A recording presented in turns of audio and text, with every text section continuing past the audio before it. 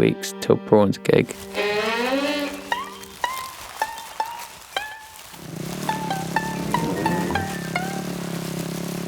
Bradford, an old city with roots dating back to 500 AD, Anglo-Saxon territory named after its broad ford.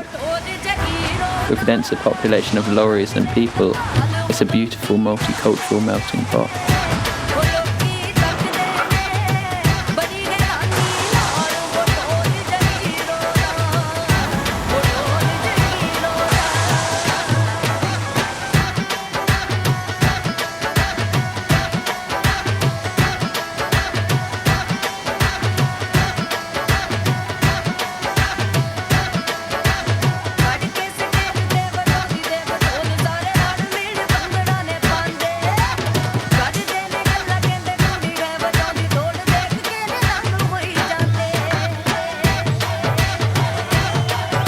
Alright, come on, Prawn.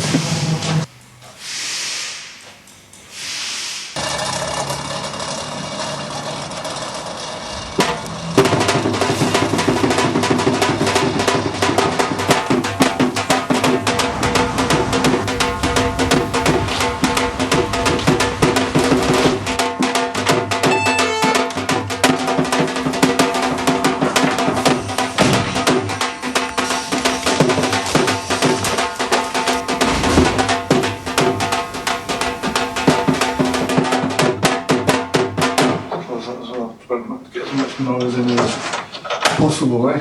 Alright. Yeah, okay, so my name's Devinder from Punjabi roots. I'm going to talk to you and tell you about this particular instrument in this big case over here. It's probably like one of the most iconic, let's say, Punjabi instruments that you'll ever see. So this is what we call a gold drum. In the old traditional days, when there wasn't the case of speakers and amps and all this kind of stuff, this stuff that you're looking at right now, we kind of used what was available to us on the land, in the farm, in the village. And so back in the days, the guys who were absolutely amazing, they came up with this whole concept of this particular instrument. The main area is like Yorkshire, which is like a district. It comes from Punjab. And that's where our culture derives from as well. I've always classed the treble side, quite flexible. It's called a dilli. Kind of strike the drum about 2 to 3 inches down onto the rim. So we're not hitting the metal. Every time we hit the drum, it have particular notes according to it. So you know how you got notes on the keyboard? Same thing with the drum. This is the bass end. Nice and deep, yep. And this is actually made from animal skin. Again, everything back to the farmlands. It's actually made from goat skin. Nice and deep. And the idea is holding it like an Indian fist, but a bit of a loose fist, and the curved edge over here to strike the middle of the drum.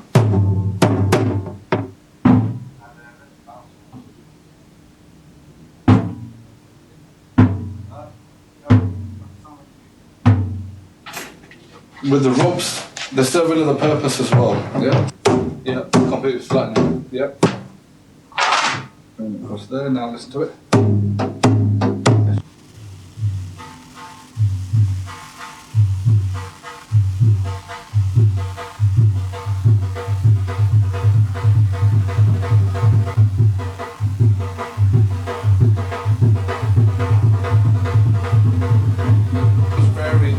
These drums vary in weight and size and stuff like that. This is a 12-inch. You get 13, you get 14. I've even got my baby doll over there as well, which I'll show you later on.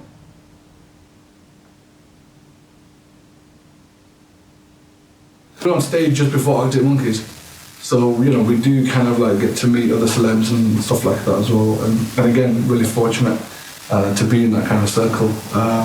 So we just want other people to have the opportunity as well, you know. So, you know, we come back to our humble levels and stuff like that, but then even when we go abroad or to these big stages, we love meeting new people. We love seeing different cultures as well. We love seeing other bands, you know, just perform its music. It's because music is a universal language, you know, so that's where we're at with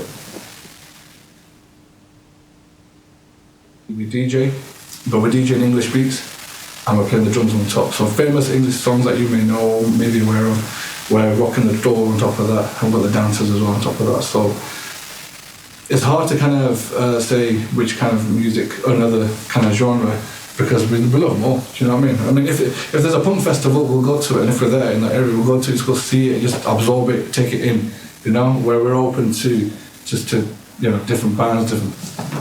What does Punjabi music mean to you? I guess it's quite a broad question, but yeah, it means everything. It means life. I mean, what can I say? The culture is the way of life, a way of living for us. I'm very proud of it, I'm very passionate. And then so are our members as well, all our crew, there's about a good 20, 30 of us, and we're just really, we'll come down here, we'll have a jam, come up with some ideas.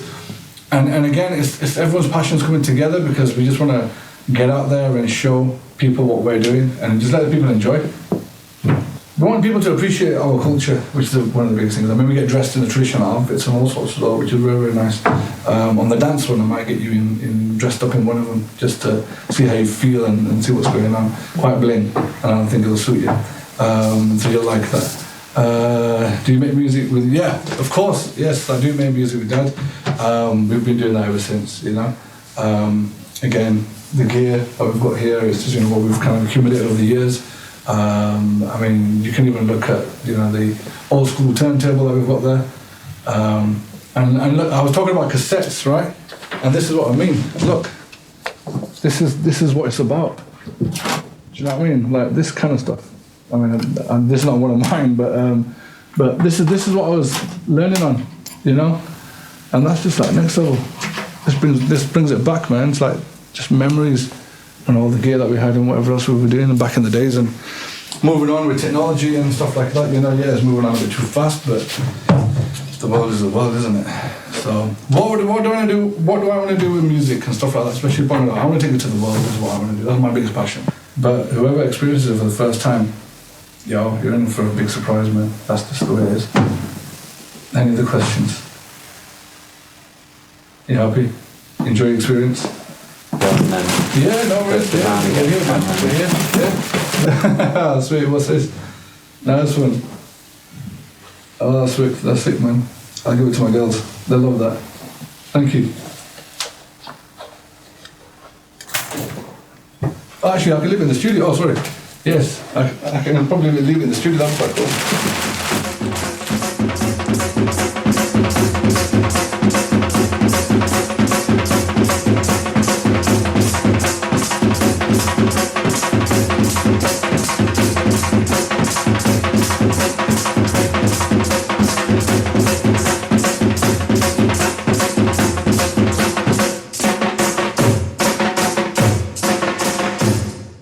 Wow, a book about fairground art. You could look at it anytime you want. Lots of pages inside. Go to www.ironclown.com. Use code PRAWN for 10% off. By nightfall, we'd reached a small town called Dridlington, where it arranged for us to meet an amateur big blower called Jazzy John.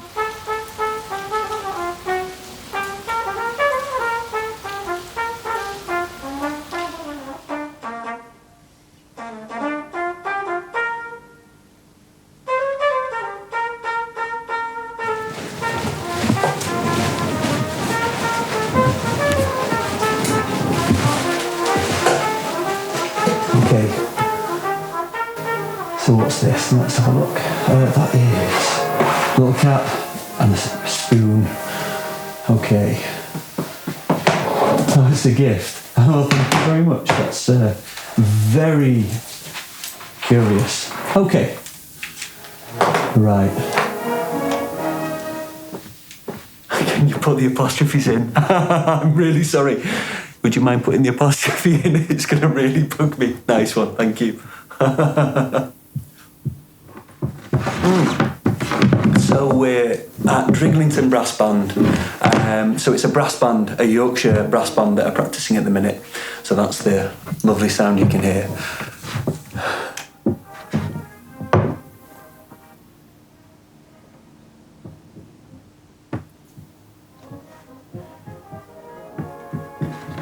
How did I start? How did I start playing?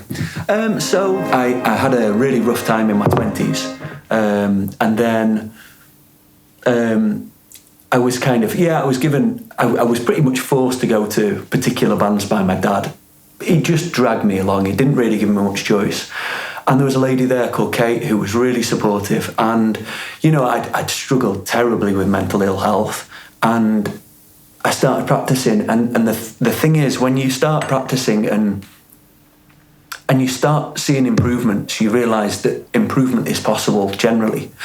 So that's really what I experienced, and I started valuing myself far more. That's the thing, really pushing myself and realising that I could push myself hard, and that I was capable of things I had no idea I thought I was capable of. You know, it really did change my life. You know, I can't really exaggerate that enough.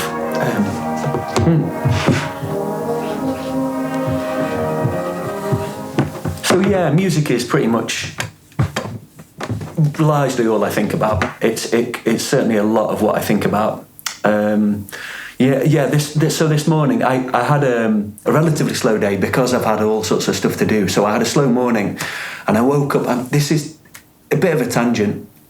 It's the fact that I was really relaxed this morning, and I had nowhere to get to very soon, and there was just some great music on Six Music. It was just amazing how it can touch you. But the thing is, when you're in music all the time, it's very easy to think of it differently, to think of it like a musician, and it doesn't necessarily hit you emotionally. So yeah, it's kind of weird.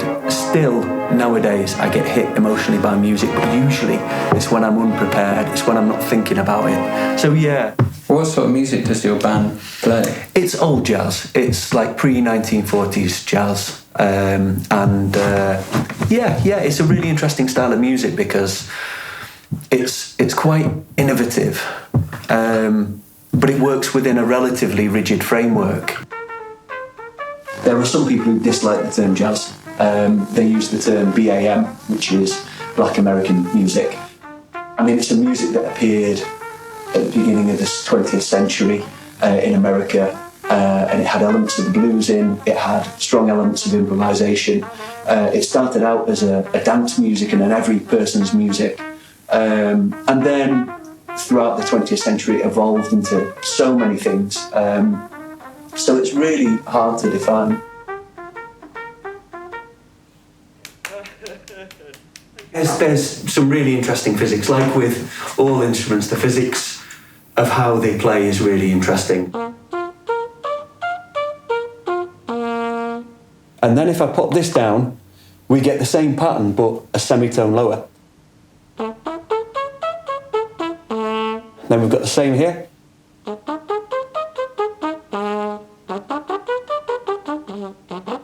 And that's how we get the chromatic scale. We kind of borrow notes from all of these different... What we're doing is we're changing the length of the instrument. By putting the second valve down, we're adding this bit of tubing in. By putting the first in, we're putting in that bit of tubing. By putting that in, we're opening that bit out. So when we're playing a chromatic scale, which is all of the notes,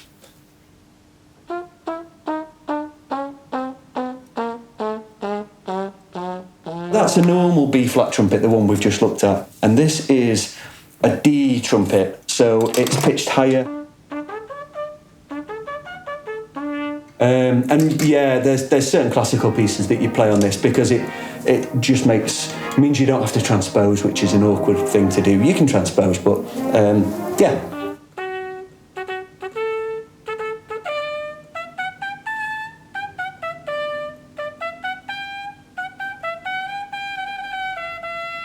You know, you wouldn't want to eat pizza for the rest of your life. You may like eating pizza every now and again, but you know that you need variety, don't you? And this is the thing. When I'm playing classical, I get quite a different feeling to when I'm playing jazz. I wouldn't want to lose any of those. I'm just expressing. I'm just enjoying. I'm feeling passionate. But sometimes the magic isn't there, and you know, sometimes you're distracted and you're thinking about other things, and that is always good. I come and practice as much as I can, and I usually look forward to it. Sometimes I go to bed and I think I'm practicing tomorrow, and I get excited about it, and you know that's brilliant. So yeah, nice one. Thank you too. Yeah. It's been interesting. Right. Nice to meet you. See you later. Yeah.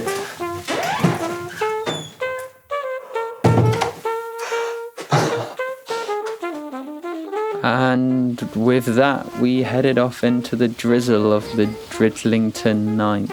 Prawn still barefoot, and with the trumpet from classical lead Jazzily John singing in our ears, I felt no closer to finding Prawn an instrument, but set off merrily into the night.